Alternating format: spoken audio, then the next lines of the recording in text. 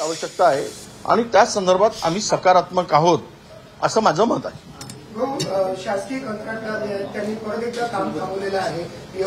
येत्या हिवाळी अधिवेशनाच्या निमित्तानं जे काम सुरू होतं त्याची डेडलाईन 1 तारखेपर्यंत होती, पण ती आता ती पूर्ण होणार नाही असं दिसतंय आणि 150 कोटी जे मागच्या वर्षीचे शिल्लक होते फक्त 20 कोटीच रिलीज केले आणि त्यामुळे आता प्रश्नचिन्ह निर्माण झाले। द्यायला पैसे कुठे आहेत?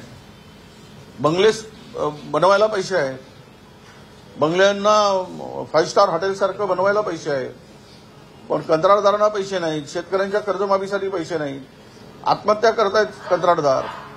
आता काम कशाला करतील? थोडे पैसे द्यायचे आणि काम करून घ्यायचं आणि मग त्याला 5%, 2%, 10% असे पैसे देत राहायचे।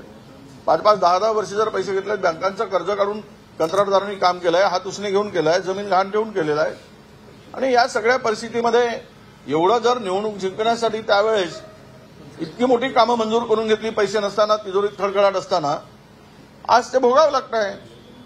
सगळे विभाग मिळून जवळपास 1 लाख कोटीचे देणे आहेत आणि तरी पण आपला नवीन उद्योग यांचे सुरू आहेत। आपल्या आमदारांना पैसे देणं, अधिकचे पैसे देणं, म्हणजे ठेकेदाराचे पैसे द्यायला नाही, पण आमदारांना मात्र अधिकचे पैसे देण्यासाठी पैसे आहेत। हे एकूणच मला वाटतं की राज्य दिवाळखोरीकडे निघालेलं आहे।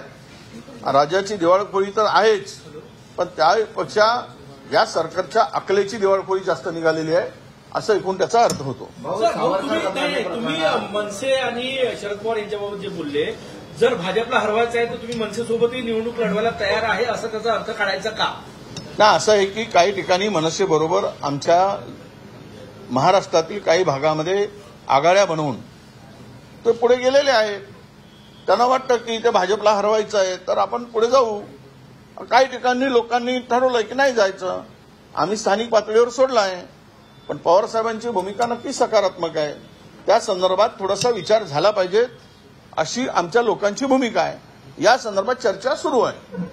भाऊ, सावरकर बदनामी प्रकरणात नाशिक येथे सुरू असलेला खटला न्यायालयाने रद्द केलेला आहे। योग्य कायदेशीर प्रक्रियेचं पालन न केल्यामुळे हा खटला रद्द करण्यात आला। राहुल गांधींना मोठा दिलासा आहे। राहू देत तर किती ठिकाणी खटले टाकले। जगामध्ये कोण आहे, कोणाचं नाव आहे? गांधींचंच नाव आहे ना। जगामध्ये बाबासाहेबांचं नाव आहे, जगामध्ये नेहरूंचं नाव आहे। अभ्यास यांच्यावर केला जातो, कुणावर अभ्यास केला जातो। त्यामुळे खरं तर अशा प्रकारचे सत्य मांडल्यानंतर खटले भरले जात असतील आणि वेठी धरलं जात असेल, उद्या गोडसेला खुनी म्हणू नका, महापुरुष म्हणा म्हणून म्हणतील, मग त्या तर विजय वडेट्टीवार यांनी सरकारवर टीका केलेली आहे।